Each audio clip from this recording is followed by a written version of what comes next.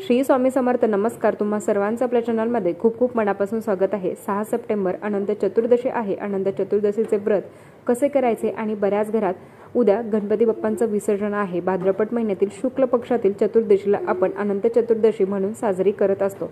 आता या दिवशी अनंत चतुर्दशीचे उपवास कसा करायचा, सेवा कशी करायची या संदर्भातली माहिती ऑलरेडी केलेली आहे. तर आजच्या व्हिडिओमध्ये अनंत चतुर्दशीच्या दिवशी रात्री 12 वाजता भगवान श्री हरिविष्णूंची कुठली सेवा करावी त्या संदर्भाचीच माहिती आहे. तर सगळ्यात आधी अनंत रूपाने अनंत नावाने प्रसिद्ध असलेले भगवान श्री हरिविष्णू यांचा हा दिवस आहे. तर आपल्या आयुष्यातील गतवैभव, गतमान, मनशांती गेलेले सगळं काही आपल्याला मिळावं म्हणून आपण अनंत व्रत, अनंत चतुर्दशी व्रत करत असतो. त्यामध्येच त्याचं नाव आहे तर ज्याचं अंत नाही आहे, जे कधीही संपुटीत पावणार नाही आहे, तर जे कधी संपणार नाही आहे, जे अनंत काळापर्यंत, चिरकाळपर्यंत आपल्या सोबत असणार आहे, असं हे अनंत व्रत आपल्याला करायचं असतं. आता या दिवशी रात्री 12चीच सेवा करायची असते. बघा, अनंत चतुर्दशीच्या दिवशी रात्री 12ची सेवा करायची असते.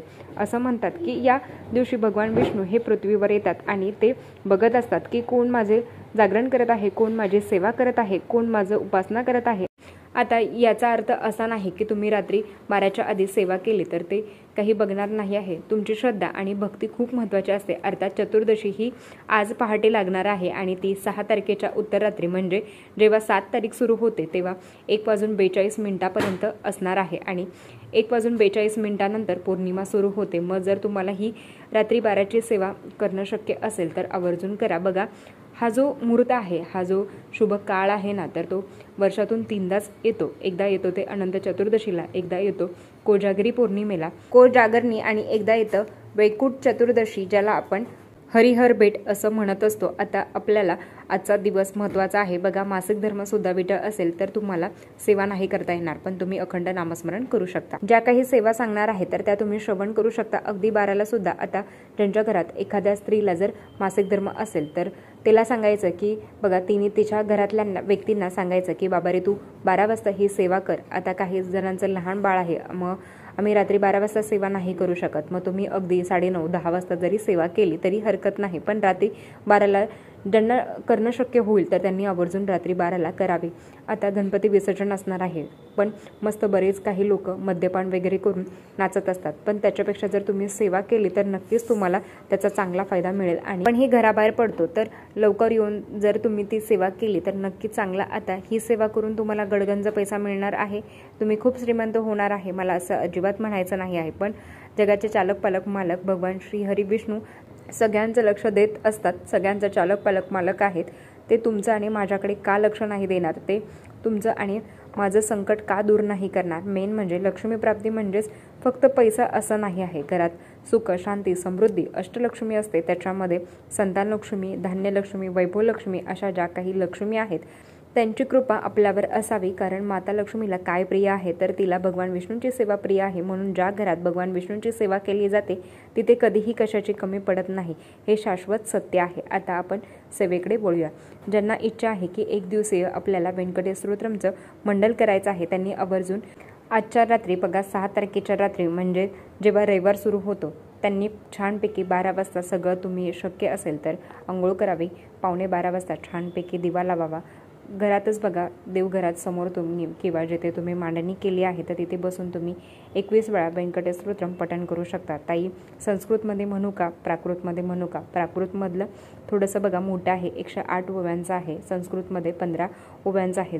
जर तुम्हाला करायचं असेल तर तुम्ही संस्कृतमध्येच करा की जेणेकरून वेळ तुम्हाला कमी लागेल. आता कसं असतं ना, तर ते तुम्हाला बघा थोडक्यात सांगते. ज्यांना 21 वेळा पठण करायचं आहे त्यांनी काय करायचं आहे, सुरुवातीचे 1 ते 8 वयापर्यंत तुम्हाला 20 वेळा पठण करायचं असतं. शेवटच्या वेळेस तुम्हाला फलश्रुती म्हणजेच डायरेक्ट 1 ते 15 ओवीपर्यंत पठण करायचं आहे. संस्कृतमध्ये काय आहे तर व्यंकटेशो वासुदेव प्रत्युम्ना विक्रमा संकर्षणारुद्दश शेषादे प्रतिरेवच. तर 21 वेळा पठण नाही करू शकत तर आम्ही तर मग तुम्ही 11 वेळा करू शकता, 5 वेळा करू शकता, 16 वेळा तुम्ही करू शकता. आता 16 वेळा जर तुम्हाला करायचं असेल तर कसं करायचं तर बघा, सुरुवातीला 1 ते 15 वेळा तुम्हाला 1 ते 8 वेळीपर्यंत पठण करायचं आहे आणि नंतर 16वी वेळी तुम्हाला फलश्रुती घ्यायची आहे. या पद्धतीने आता ज्यांना 1 वेळा किंवा आता बघा 1 वेळा म्हणजे ते फारच बघा कंजूसपणा होतो, मग तुम्ही 11 वेळा किंवा 16 वेळा, 5 वेळा, 9 वेळा तुम्ही करू शकता आणि 21 वेळा केलं तर एक मंडल होईल. बाकी तुमची इच्छा.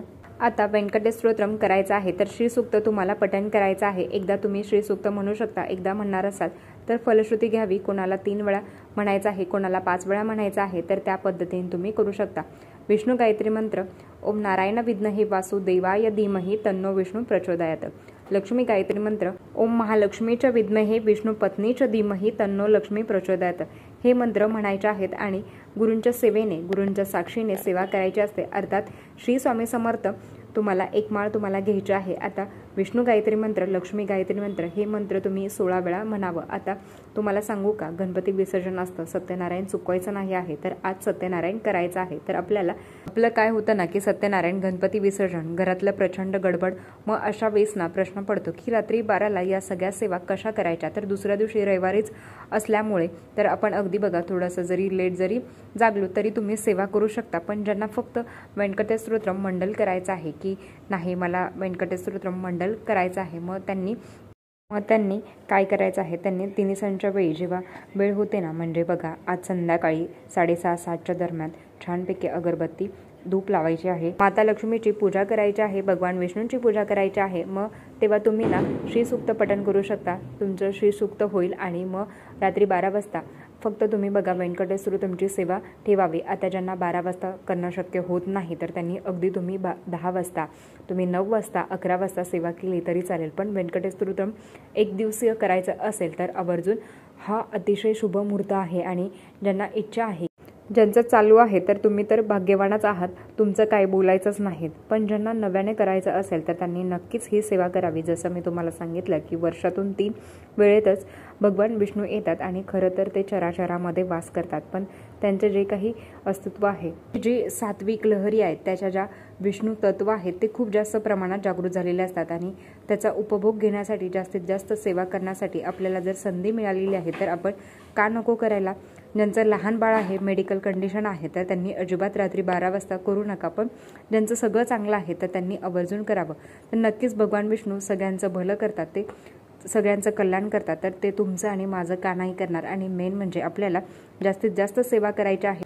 जेव्हा ही अडचण येते, जेव्हा ही संकट येतात, तर तेव्हा याच सेवेचा बँक बॅलन्स आपल्याला कामाला येतो। तर तुम्हाला जसं जमेल तसं तुम्ही सेवा करू शकता। तर आजच्यासाठी इतकंच, आजचा व्हिडिओ इथेच थांबवते। आवडला असेल तर लाईक, शेअर, सबस्क्राईब करत भेटूया अशाच नवीन व्हिडिओसोबत। तोपर्यंत धन्यवाद। श्री स्वामी समर्थ।